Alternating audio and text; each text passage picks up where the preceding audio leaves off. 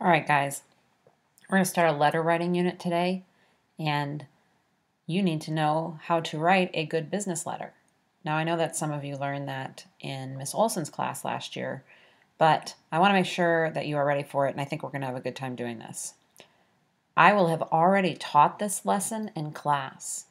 This recording and video is just for you to use if you are confused or want to check how the formatting of a letter goes. Why do you need to know about a cover letter? Well, first of all, you're going to want to do one when you want to get a job or are applying to college. When you want to write to customer service, as I've had to do sometimes in my life, because you have a complaint or a compliment that you want to give a company. And sometimes that can be really great because you can get free stuff back, whether you're upset with a company or you like a company. A lot of times they'll respond. You're going to want a job someday, and you're going to need to write to businesses. That could be the cover letter, or the cover letter could go for colleges or grants or scholarships that you want. Finally, kind of fun, you might want to write to a celebrity. Lots of times they respond. I've had students who have written to authors, as you will be doing, and they've gotten letters back. As I said before, you're going to want to go to college and you're going to want to get a job. Your cover letter is the first thing that companies will see or colleges will see about you. You want a good one, and that's your way to get your foot in the door. So let's see how this works. This is an example of a cover letter. Now you're going to have to excuse my recording techniques because I know it's not perfect. But this is a sample cover letter that I wrote just as an example. The first thing you will notice is that everything is aligned along the left-hand side. There are absolutely no indents.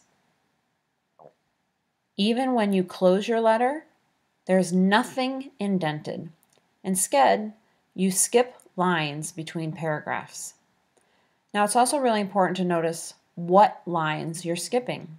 But first, we need to be able to identify each section of the letter. We have our date. We have who the letter is from. We have who the letter is going to.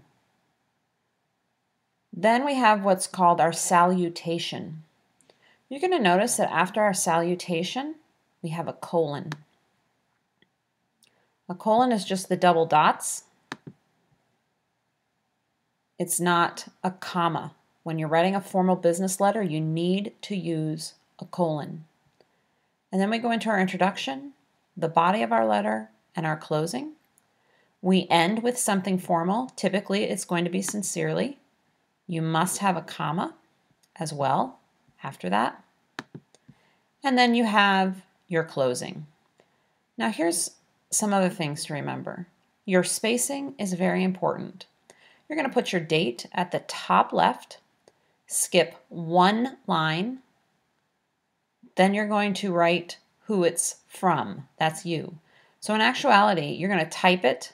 Then you have to hit enter twice because you need that space right there. Then you type your name and address, hit enter twice because you need the space. Then you type where it's going. Then, this is important, here in this space, you type enter 3 times. You need to go 1, 2, 3, and then you get to your salutation. I will be grading on that. Make sure that you have your double spaces right here. Then you hit it twice, so you have a space. You're going to write your intro, hit it twice, so you have a space. So every time you're going to a new paragraph, you need to have a space between. And then the last most important thing when you are doing a business letter is that there are 3 full spaces in between your closing and where you're typing your name, because you're going to write your name right here in cursive with pen. So you're going to type sincerely, comma, hit enter 1, 2, 3, 4 times, and then you're going to type your name, and you will sign in the middle. Again, you don't sign over here. you sign over here to the left. Everything is aligned to the left. Now I know you want to know more about what needs to go in that letter. That information will be on the Q drive. We're going to talk about that in class. Let me show you again what it's going to look like. This one's a little bit more updated.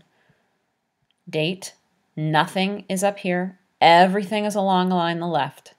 Space, space, 2 spaces, colon, space, space, space, another space, comma, 4 spaces, type your name. All of these arrows represent where you need to have spaces. Don't forget. Here's a funny little one I did just to show you, and you can see the numbers. You're going to ignore this 2 up here. That's not right. In fact, let's do this. I'll cover it. Nope, you can't. It's not working.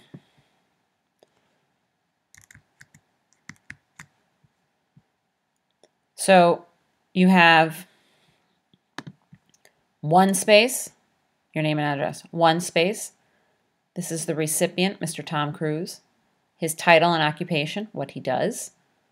His street address, I'm sorry, I don't mean to be offensive to anyone who really likes Tom Cruise. And his city, town, and state, and zip. 2 spaces, Dear Mr. Cruise, colon, 1 space, what you want to say, 1 space with the comma, and this is what the closing looks like with your signature. So as long as you have in the body what I'm looking for, and your spacing and alignment along the left is right, you'll do just fine on this exercise. If you have any questions, don't forget you can always email me, anichols@fhusd.org, make sure it's .org and not .com, or you can look on the Q drive for more directions and those examples that I showed you.